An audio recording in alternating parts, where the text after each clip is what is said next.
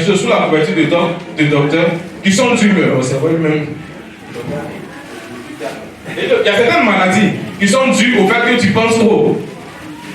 Souvent, quand on fouille derrière là, il n'y a pas de maladie. C'est parce que tu es là, tu penses, hey, mon problème. Jusqu'à là, Palu vient dedans, mais c'est pas pour Palu. On fait l'examen de Palu 0. Tu fais la fièvre seulement 0. C'est pas ça, c'est pas Palu, c'est pas fièvre typhoïde, c'est parce que tu penses trop. Parce que eux-mêmes ils font des formations en psychiatrie, je crois, dans leur formation médicale. Vous cherchez aussi cette cause-là. Quand tous les examens biologiques ne couvrent rien. Donc il est important de se décharger. Il est important de se décharger. Amen. Mais ce que je suis en train de dire, pour aller vers la fin, c'est que ce n'est pas l'insouciance. Parce que souvent on rentre dans l'insouciance. On rentre dans l'insouciance avec les proverbes. Il n'y a pas de cimetière de femmes. Quoi? Il n'y a pas de cimetière de. Attends. Nous tous là, d'abord, quand on va au cimetière là, il n'y a pas un tombe de pauvre, on va commencer à rentrer dans l'insouciance, on s'en fout de notre situation. C'est pas ça qu'ils en ont parlé. Voilà, parce qu'il faut faire la différence entre le fait de s'en foutre de ton problème et se décharger de son problème. Parce que la femme qui dit, la jeune soeur qui peut-être elle est là, ou bien le gars qui ne travaille pas, il est dans le chômage, il est là, ça le bronze même. Il dit, Dieu, moi je m'en fous de travail, de toute façon nous sommes là, mon gars se retrouve au cimetière. C'est pas ça qu'ils en ont parlé. Vous comprenez? Le gars qui est pauvre, lui, c'est chaud sur lui. Ils peuvent rentrer dans un mouvement, commencer à faire des activités, se renseigner, se faire former pour pouvoir fructifier ses biens. Et puis il fait passer, puis là, et puis là, il croupit dans la misère. Et puis il dit, de toute façon, quand tu vas au cimetière, nous sommes là-bas. Mais là, ça ressemble à quelque chose de fois, mais c'est pas vrai aussi. 100 écoutes dans les riches, 100 écoutes dans mon pauvre, on respire même air là. C'est parce que tu ne veux pas changer ta situation, c'est pas que ça, c'est de l'insouciance. C'est que tu ne veux même pas changer, c'est pas ça, c'est pas de ça que je veux parler. Mais ce que je veux parler, c'est se décharger. Se décharger, c'est qu'on va prendre l'exemple de Paul. C'est là qu'il va donner un peu comment faire. En fait. Comment faire pour se décharger? Quelques éléments. Certainement que c'est ce que j'ai pu avoir, mais on va donner quelques éléments pour pouvoir se décharger. Paul, dans Actes 16, 24 à 25, il nous donne un peu comment est-ce qu'il faut se décharger. Comment est-ce qu'il faut se décharger?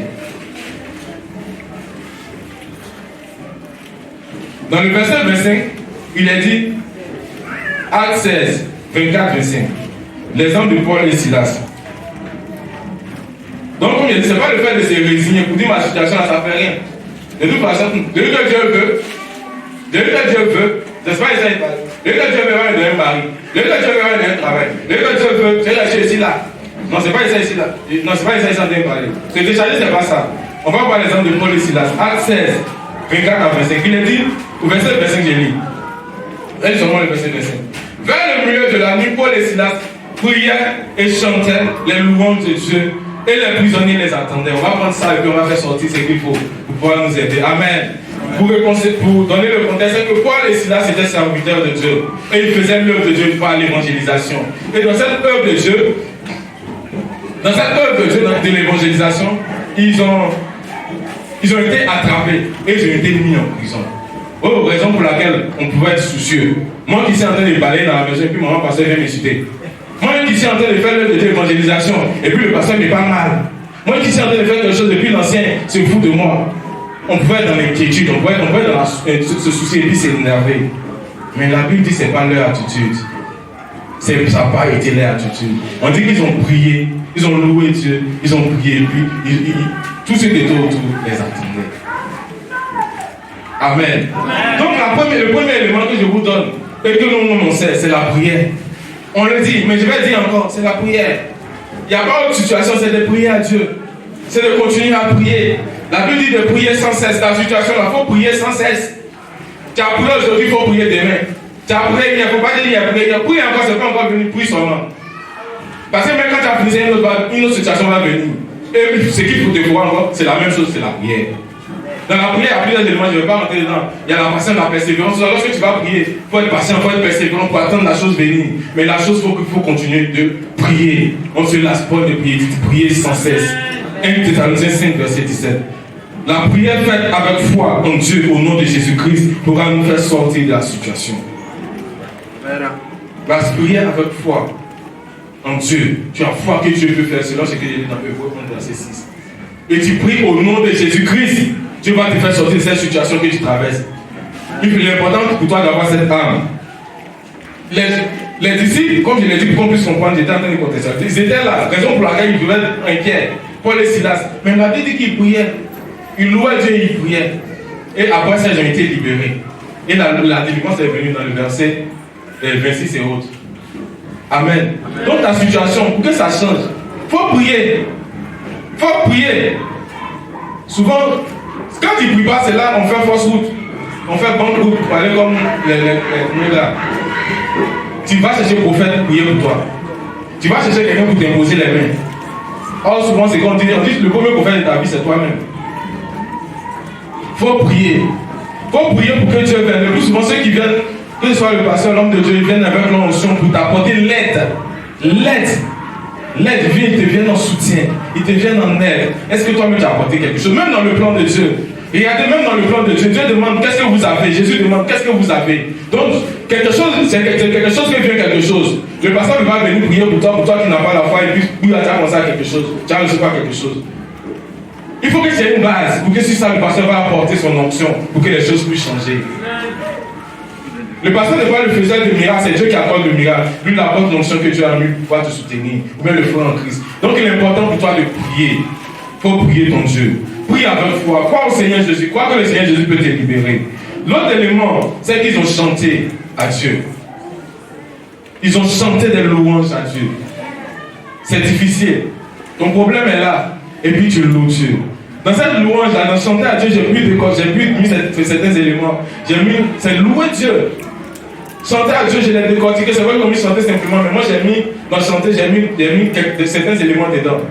C'est louer Dieu. Pour Pierre, il y a une chose. David dit, Psaume 34, verset 2. Le louer toujours. David dit, je bénirai l'Éternel en tout temps.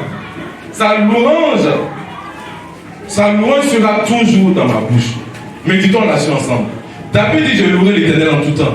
Est-ce qu'il a dit, c'est quand il va pleuvoir qu'il va louer l'Éternel? C'est quand il va faire, quand j'aurai beaucoup d'argent, je vais louer l'Éternel. Il dit, je vais louer l'Éternel en tout temps. Dans les moments, si on regarde dans le temps, qu'il pleuve, je louerai l'Éternel. Qu'il ne pleuve pas, je vais louer l'Éternel. Il fait chaud, je vais louer l'Éternel. Il fait froid, je vais louer l'Éternel. Il y a la neige, je vais louer l'Éternel. Pendant dans le temps circonstanciel, dans le temps des circonstances, j'ai faim, je vais louer l'Éternel. Je suis rassasié, il dit, je vais louer l'Éternel en tout temps. Donc il faut louer l'Éternel en tout temps. J'ai faim, je loue l'Éternel. J'ai pas l'argent pour payer les factures, je loue l'Éternel. J'ai l'argent pour payer les factures, je loue l'Éternel. J'ai l'argent pour envoyer mes enfants à l'école, je loue l'Éternel. J'ai pas l'argent pour envoyer mes enfants à l'école, je loue l'Éternel. Je suis marié, je loue l'Éternel. Je ne suis pas encore marié, je loue l'Éternel. Je loue l'Éternel en tout temps. Que ce soit bon ou que ce soit pas bon. La situation est difficile, c'est pas difficile. Il faut louer l'Éternel. Ça prouve que tu t'es déchargé sur Dieu. Amen. Apprenons à louer l'Éternel en tout temps. Apprenons à louer l'Éternel. David dit il loue l'Éternel en tout temps. Et sa louange sera toujours. Ça ne va pas quitter dans sa bouche. Ça ne va pas quitter dans sa bouche. Il y a une soeur, il y avait un couple ici qui sont à l'intérieur, dont la soeur est la fille de maman. Quand je voyais cet homme, la connaît, mais comme on dit, on ne sait pas souvent les contemporains, les jargons, je ne vais pas les citer. Elle était toujours joyeuse. Le couple, Dieu a permis qu'ils partent à l'intérieur. C'était difficile. Quand elle est toujours joyeuse, quand il cause avec quelqu'un, il la voit, mais toi là même là. Il dit, je cause à elle, il la voit dans la cour de l'église. Mais quand il cause à son mari qui est mon gars, non, c'est deux mondes différents. Lui, il pleure. Il pleure. Non, quand vous la voyez à l'église, vous pensez qu'elle n'a pas de problème dans son foyer. Que même problème financier, problème financier, souvent ça va pour problème de groupe. Comme je ne vais pas les citer là, il faut chercher. Si ceux qui connaissent. Mais il dit qu'elle c'est une fille de maman. Et ils sont à l'intérieur. Elle est toujours joyeuse, toujours souriante. Il dit, mais toi là même là, tu m'enseignes. Quand il la voit chaque fois, il dit, tu m'enseignes. C'est toi. Je dis, non, tu m'enseignes. Parce que quand je cause avec elle et que je vais causer avec son mari, et son mari, parce que son mari, comme comme il était comme son confident, tout ça, il m'a tout. Donc il vient souvent m'expliquer ses problèmes. Il souvent m'explique des problèmes, elle pleure, elle peine, il s'en sort pas, il n'arrive pas à comprendre sa vie. Mais la soeur c'est différent, comme si c'était dans deux mondes différents. Elle loue l'Éternel en tout temps. Souvent, on la voit danser ici même. Et puis, tu penses que c'est ce que son mari a dit, la femme là qui vient danser. Non, elle, c'est la même chose. Est-ce qu'il dit la vérité? Mais c'est la vérité. Mais la soeur, c'est louer l'Éternel en tout temps. Que le Seigneur la bénisse là où elle est. Sans à l'intérieur, ça va pour eux maintenant par la grâce de Dieu, je crois. Et que Dieu les bénisse là-bas. Amen. Donc, apprenons à louer l'Éternel en tout temps. Amen. Amen. dans ce que j'ai mis aussi, ça te permet de... Par contre, il faut servir le Seigneur. Parce qu'ils étaient toujours dans le service du Seigneur. Ils étaient toujours dans le service du Seigneur. Paul et Silas. Donc, malgré que tu as des difficultés, malgré que tu as des problèmes, je t'ai dit que ça ne va pas finir. Parce que ce qu'ils font souvent, les gens, quand ils ont des problèmes, ils se mettent à la maison. Ils ne viennent plus à l'église. Pourquoi ils viennent servir Dieu? Le Dieu qui essaie là ne me répond pas. Le Dieu qui essaie. Non, continue de servir Dieu. Continue de servir Dieu. Continue de lui accorder toute ta vigueur, toute ta force, toute ton âme, tout ton être, tout ton corps. Parce que même si ce problème a fini, je te donne une mauvaise nouvelle qui est une bonne nouvelle aussi. Ça ne va pas finir, l'autre problème va venir encore. Donc si tu veux rester à la maison, tu vas rester à la maison pour toujours. Parce que quand l'autre va venir, tu vas rester à la maison. Parce que le premier, quand Dieu va avoir pitié de toi, qu'il va t'exaucer, un autre défi viendra. Et tu vas rester à la maison. Donc le mieux c'est de venir à l'église.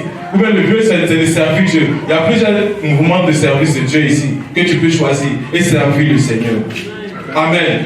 On a tous des défis. On a tous. Est-ce que tu n'as pas des défis actuellement? Mais si quelque chose même là. Peut-être actuellement, mais c'est loin. Peut-être si tu cherches à construire une maison, c'est un défi. Ou bien, chacun de nous a un défi quelque part. Chacun de nous. Tu vas prendre quelque chose, il va dire, moi là, il y a quelque chose.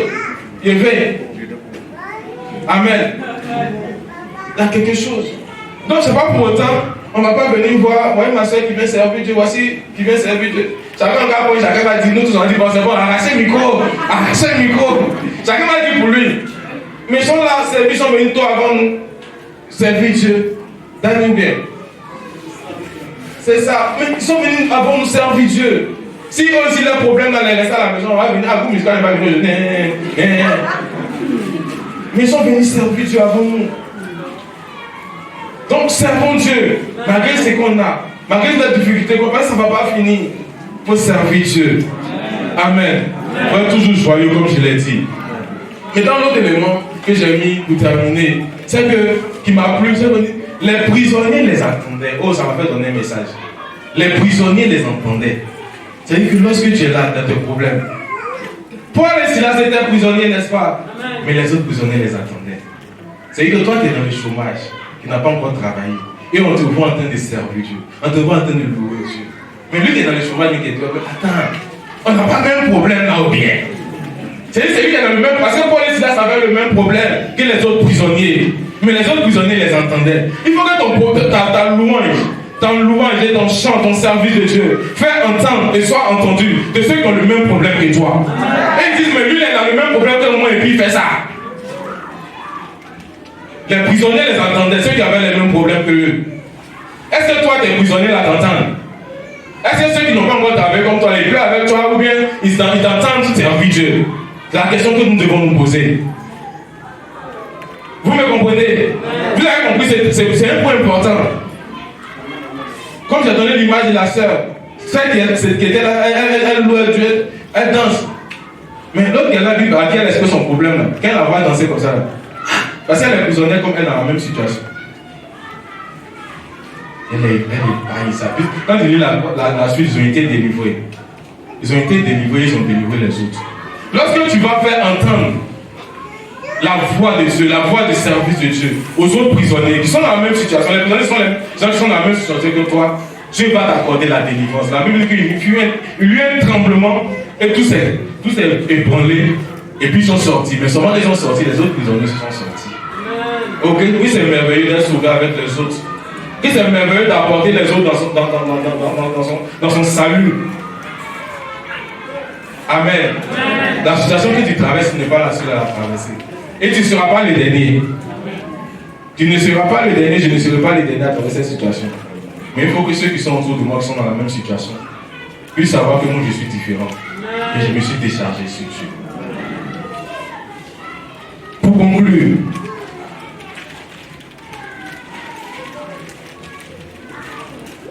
comme je l'ai dit, moi je l'ai déjà dit, c'est la conclusion. Acte 16, verset 26.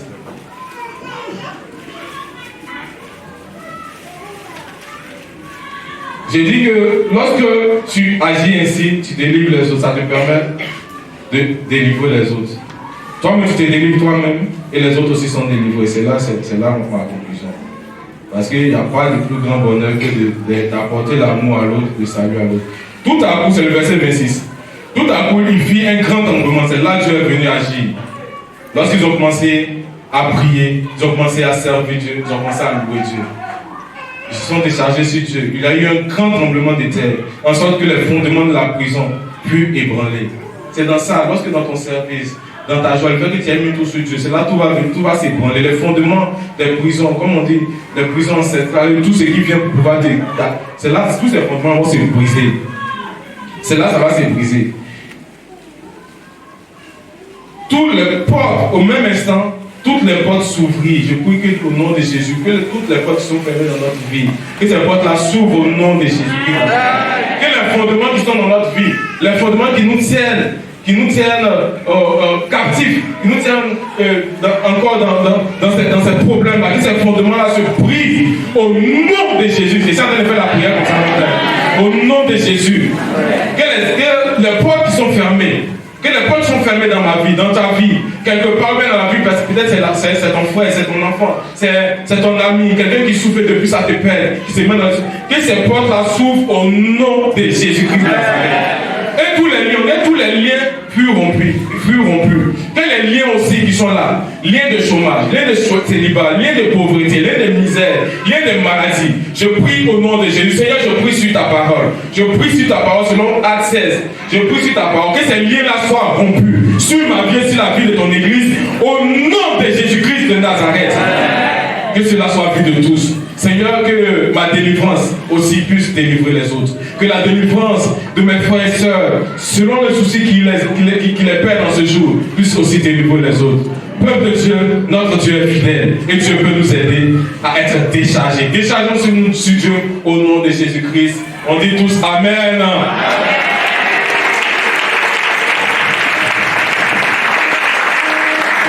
Nous allons prier. On va prier, on peut se tenir debout, on va prier s'il vous plaît. On va demander au Seigneur de nous aider. Parce que tant que nous sommes nous, parce que le fait d'être de se charger, c'est se dire responsable. Moi je méditais ça, quand tu te charges, quand toi-même c'est un thème qui est vaste, on peut le déployer de grandes manières. Lorsque comment ça se manifeste? C'est-à-dire que quand il y a un problème, tu dis, je vais régler ça. C'est un peu comme Samson. Il dit cette fois-ci, je ferai comme la dernière fois. Je me défierai puis je vais frapper ses gars. Mais Dieu était parti. Mais lorsque Dieu vient, c'est formidable. Le fait de se charger, c'est-à-dire que là, tu penses sur toi, il y a tellement, il pourrait dire beaucoup de choses. Tu penses que c'est parce que tu as de l'argent que tu peux faire ça. C'est parce que tu as un problème, mais tu cherches quelqu'un autour de toi. C'est parce que tu penses que toi-même, la charge est encore sur toi. On va prier le Seigneur qui nous aide. Franchement, je crois que l'Esprit a parlé à quelqu'un. Mais que Dieu nous aide à nous décharger. Que nous enseigne ce déchargement-là. Pour que lui seul puisse porter le fardeau. Jésus a porté tout sur la croix pour nous. Qu'il nous aide à nous décharger sur lui. Pour que nous soyons libres.